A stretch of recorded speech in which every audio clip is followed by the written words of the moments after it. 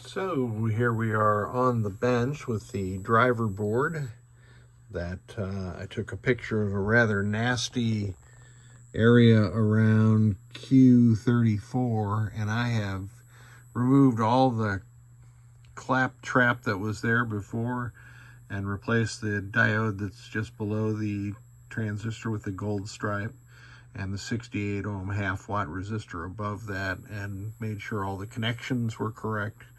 I believe I have that working now. This is the first time I've been back to the bench, but at the very least, the LED is not locked on like it was before. So it was either a failed tip 102 or one of those connections was crappy.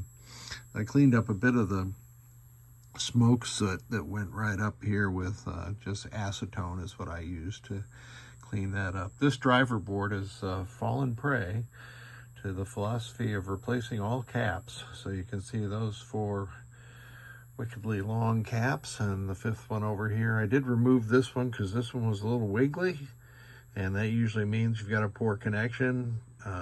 What I found was whoever pulled all these through holes in the past used a wire stitch method to repair the through holes, and it was good enough, so I didn't mess with it. I just put the cap back on. It's a lot tighter right now, but I'm sure there's some wire stitches under here that somebody else did at some point in time. I replaced the headers all the way around except this GI header. You can see that somebody was mucking around in there, and I'm not going to mess with what they did because I really can't make it look much better, and it seems to work. But I've replaced some other headers around the board.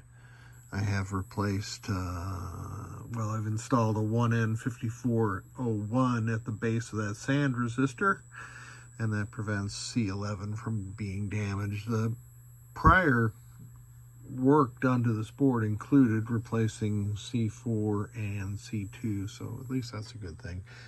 On the MPU board, the note said it had a little bit of corrosion, and it did have maybe a little more than a little bit of corrosion, so I've abated that.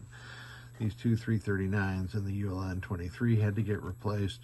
There's a jumper, you can kind of barely see that blue jumper wire that went from one of the pins on the 339 down to the lower left pin on the 2803.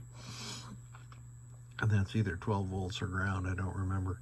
I've replaced 4 and 4 10K resistors here because those were in the corrosion zone. And the back side of the board had a little corrosion, so I've abated all that. This is not bare copper. This has all been conformal coated with the 3M product MG Chemicals product that I like to use. Replace C31, J210. The reset generator is now 4.27 volts DC. I have installed the NVRAM, and I have updated the ROM from level 2 to level 7, so the client may see some different things when they get into gameplay. And I've got that Doctor Who soundboard connected here, so it's providing the noise that you're hearing.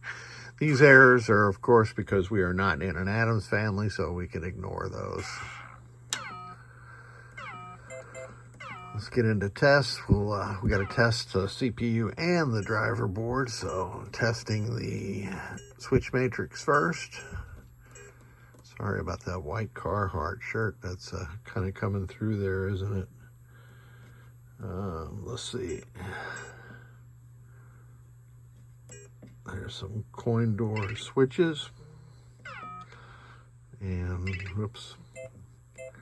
Let's test, what was that? Oh, solenoid test. And we'll get it running.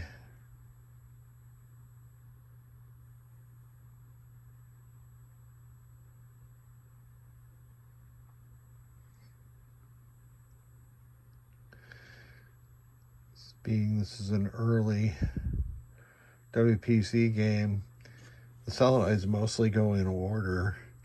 Later WPC games, they repurpose solenoids to flashers and other things, and I won't say random, but it wasn't in any kind of normally increasing sequence of events, or as we used to say in linear algebra, monotonically increasing function, blah, blah, blah.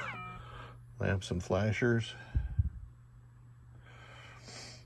And beautiful set of flashers. 6 flashers on Twilight Zone.